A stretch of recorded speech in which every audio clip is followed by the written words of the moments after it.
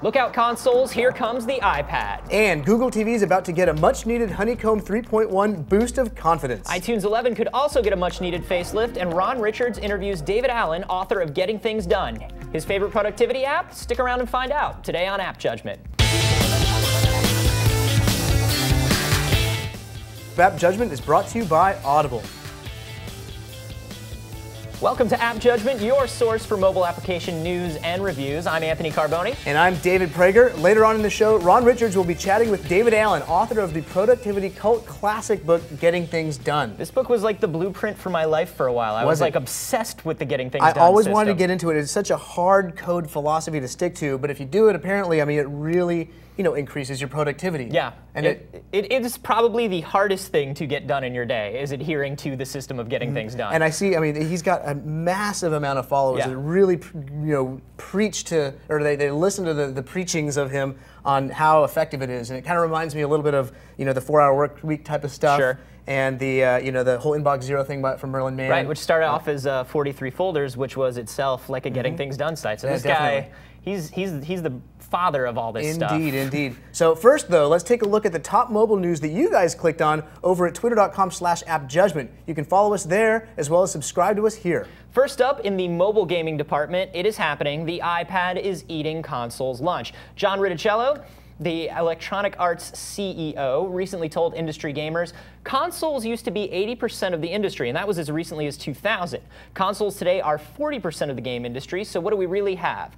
I think that the pattern against which Nintendo is no longer resonating is over anyway. We have a new hardware platform, and we're putting out software every 90 days. Our fastest growing platform is the iPad right now, and that didn't exist 18 months ago. It's crazy. Yeah, well, I think it's incredible to see that there's a certain category of devices that are being adopted in such a wide amount that it's viable for game publishers to know that they can make a game and have a consumer base that's already established to many, many millions of people. Well, I think the last time you saw a hardware platform with this much of an install base was like the NES, which at one point there were more NESs in America than VCRs. Yeah, that's amazing. And so if you put something in people's hands and in their rooms, they're going to use it. Yeah, and the other interesting statistic is that there's so many people that wouldn't categorize themselves as gamers, except that they're buying a tablet device or even like an iOS or an Android type of device that they're using for something else, but little do they know it's a gaming platform. It's a console in its own right. And so that means that there's so many more consumers that are available to think about installing games now. Yeah, absolutely. As a console gamer, I'm kind of interested in what this is going to do to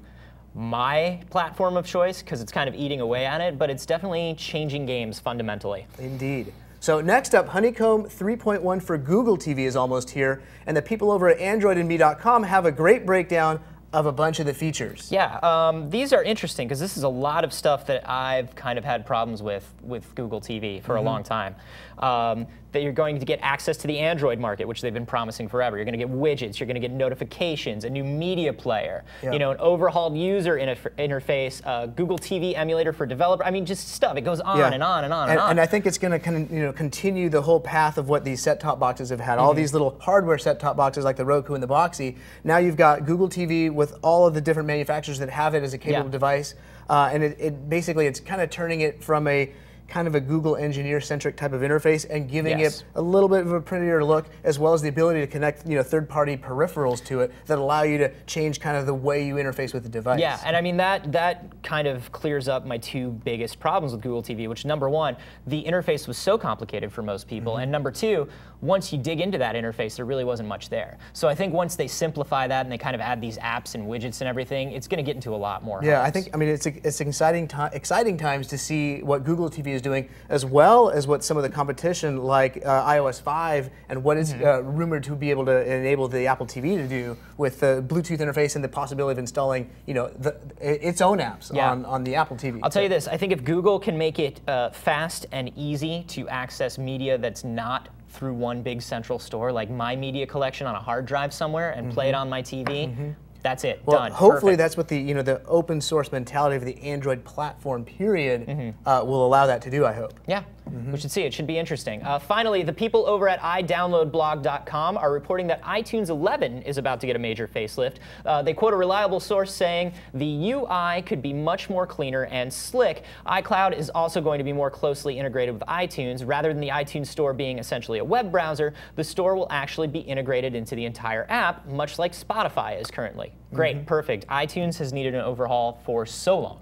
And I'm excited to see what is really behind Apple's billion-dollar investment in the data center in North Carolina. I think it's really neat that, you know, supposedly you'll be able to take your apps and all of the activity and the data that's behind them, and when you sync that and back it up to your computer, all of that data is also backed up to the cloud, which in a way is just more protection as well as more access through your different devices to get to it. Well, this is another thing. It's just like this iPad gaming thing.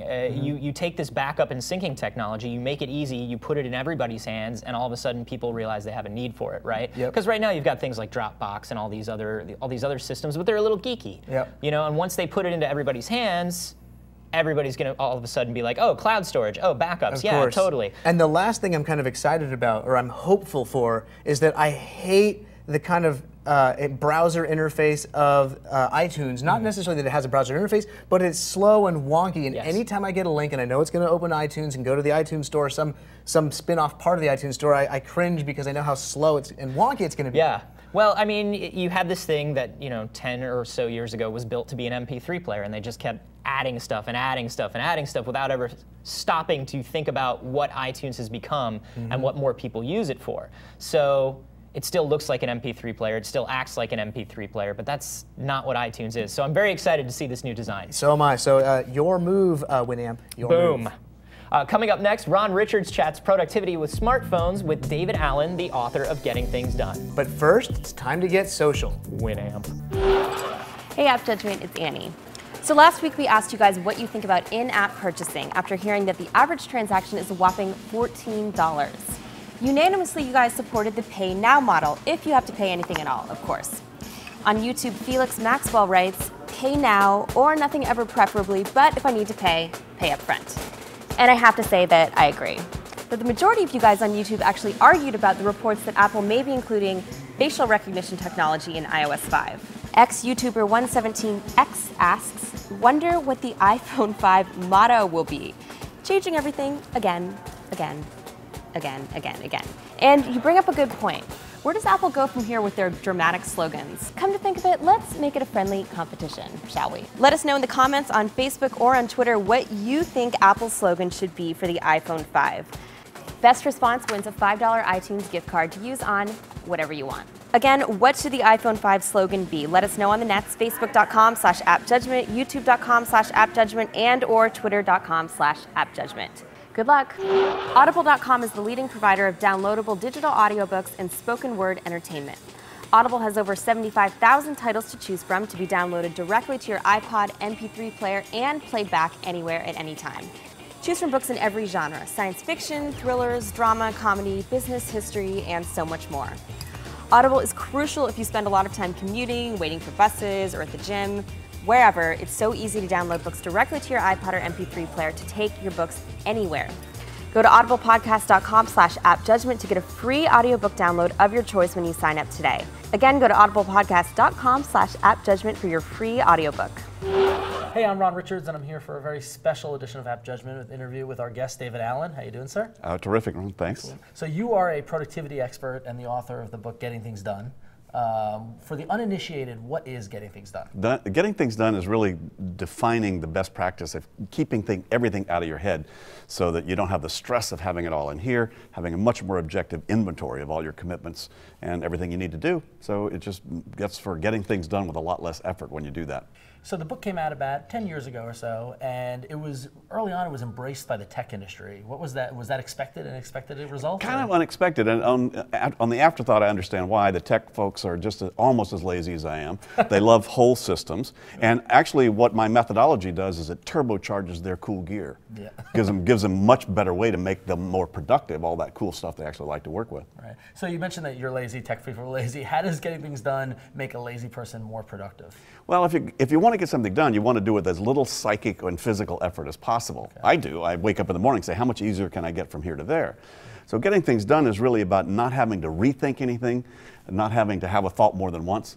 and being able, with the least amount of effort, to go, what does done look like, and what does doing look like, and where does that happen, and how do I make sure I set it up so I don't have to look for things, don't have to keep remembering about stuff, and don't feel stressed about it.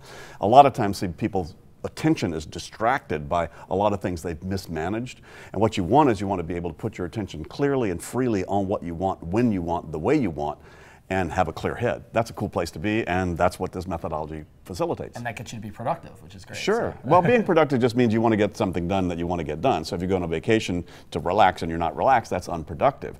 But being able to get from here to there and produce stuff with as little amount of energy as possible, that's a lot easier to do when you're concentrated, when you're focused, when you're not distracted. Right, absolutely. Another tool that's been used to help get things done has been the mobile phones and smartphones that have emerged over the past couple of years, iPhones, Android phones. And as I'm a user of getting things done, the methodology, I've always looked for applications that apply that methodology to these phones. Have you had a chance to play with any of these applications? I've played with some. God, they're coming out every day, as you know. I mean, there's like, well, there's 2 more that must have shown up now. Frankly, what the functionality in the phones, there's lots of functionalities. It's a reference material with your contacts. It's a communication device with the phone itself and with email and surfing the web. So there's a lot of different things you can do for it. I think the real application that you're talking about is the list management capability and functionality of these things. So anything that can make a list, I mean, heck, I had a Palm when they first came out. And that was one of the coolest little tools in the world because it was a very simple thing. You just need a simple way to be able to manage lists, to input to them and to retrieve them. And so that's usually what most people are talking about with these apps. They're really just list managers, if you will. You're absolutely right. I mean, I've seen the majority of the GTD apps tend to be, glorified to-do list managers. But they're all kind of under the GTD banner. How does it feel to see a whole vertical of applications based off your methodology? It's actually pretty cool. I mean, there's just the fact that what I did was really uncover and synthesize the core principles about what we do when things really work for us anyway. Yeah. Everybody in the world knows when you get overwhelmed, you get confused, you make a list, you feel better. Yep. I just figured that out. Well, if that's true, then don't keep anything in your head so you feel better all the time. I know that's a radical approach, but, and by the way, the functionality of the smartphones, there are really 2 key elements, and they're really different elements. I think it's important to distinguish those. One, the first stage of how you get things under control using GTD is to capture things that have your attention, something that's potentially meaningful. You give me a restaurant that I might want to do something about, or I say I'm going to get back to you, Ron, about this, that, or the other. I need to capture some placeholder for that, some trigger. Later on, I'll figure out exactly what I want to do with it, or if I want to do anything at all, but I need the capture function. Yeah. So that's a lot of the cool thing about having something on your belt or something at hand, and I can capture, and a lot of people like to do that. They like to thumb it in, they index it in, record it in, and those are capture tools. That's actually very different than the other function, which is once I look at what I've captured, I say, oh, I need to make a call about that. Then a reminder to make the call goes on those kinds of lists we're talking about. Right. So you don't want to get those confused. The one function is a capture function, and the other is a list manager function. For instance, my capture function, I don't use my BlackBerry, which is my PDA. Okay. I use the David Allen note taker wallet that we designed because it's just a whole lot easier to grab a pen and write it down. I found it's more ubiquitous. Not only that, the paper's in my face, so that when I tear this off, throw it into my own in basket, it's going ding, ding, ding, ding, ding, but I have to then make a decision about that. Tricky business about the PDAs is out of sight, out of mind. So you have to have a lot of discipline. It still works. I've done it that way too, using recording devices, but you have to be very careful about that. When you dump it in there, you make sure it doesn't go into some black hole. Yeah, exactly, because you can turn the phone off. You can turn your computer off. I mean, I know that was the challenge I had when I was working with OmniFocus, was that I just minimized the window on my desktop, or I closed the app, and sure. I don't have to do that work then. Sure. But I still do. Well, also this doesn't need batteries, so it doesn't need a signal, So there are still some advantages to this. But again, I do use my BlackBerry because actually I use the desktop app for the most part, but it's nice to sync the desktop list to these lists in case I need it when I'm out. So aside from your notebook, your little notepad, which I subscribe to as well, I carry paper and pens all the time. But are there any other tools, whether they're apps or online tools or anything that you use? Well, any kind of recording device will do it too. Yeah. So most of the smartphones have a recording device. Some of them are harder to get into than others. So again, it has to be really, really easy to do. And I've used them when they had that. Even just little digital tape, little digital recorders. Those will work as well. I used Jot. Jot got acquired. Jot was a very, very cool thing, especially when I'm in my car. It's mapped to my phone automatically. Hit a speed key, call Jot, and then in 5 minutes it's in my emails as a trigger in my face. Fabulous service. Cool. And I think actually I just did a seminar here in San Francisco a couple of days ago, and I mentioned that, and I had a couple of people. It's still in my in-basket. A couple of notes of some new apps or some apps they suggested that might be replacements. So you could help me out. You guys can look into that and see what would replace it. But basically, calling a service, having them partial AI and partial transcription, and then about your recording, and then it just comes back in 2 or 3 minutes into your email. So that's a great function. I love that because it's in your face. It doesn't disappear, and it comes back in a place that's pretty obvious. Okay, well that about wraps it up. So thank you so much, David, for your time. Appreciate it. I know we're both very busy. We've got stuff they need to get done. So where can people find you? Well, our website, davidco.com/info, has lots of free articles about this stuff, some best practices. You can follow me on Twitter, GTD Guy.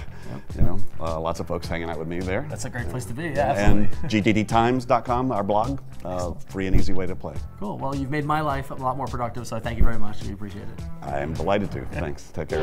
Thanks, Ron. If you want to see the entire interview with David Allen, go to the URL below. And as for alternatives to Jot, well... Yeah, nothing really comes close to what Jot did for voice and text workflows, but you can take a look at Dragon Dictation and Flex9 from Nuance Software, who actually bought Jot a while ago. Yeah, and if you are into graffiti, somebody also developed Palm-style graffiti for Android, so you might want to check that out. I think Palm's got to just let it go. This was technology. It was amazing when it came out. It's not amazing anymore. There's so many better ways to do it. This is obviously something for people who have used something for so long and just don't want to learn anything new. They're just comfortable with the old thing. Some popular options from the GTD community are Recall on iOS, Android, and BlackBerry. And then there is Dial to Do for Android and BlackBerry. Have you used any of these? I haven't, and the thing is, to this day, I use things, but I still feel like I need to be more efficient at using my efficiency training applications. I need to get more efficient with my efficiency. It's one of those things where you have to you have to learn how to use it in order for it to be able to take advantage of it, which takes up more time. Exactly. I'm just going to stick to things. That's my favorite. And Wunderlist for to-do list. I use that. OmniFocus, because it's fun to say. OmniFocus, I hear, is amazing. Anyway, that's everything we're using. What are you guys using? Definitely let us know in the comments below or tweet at us. And thanks for watching App Judgment. I am Anthony. And I'm David Prager. Thanks again for watching, like he said, and we'll see you next time.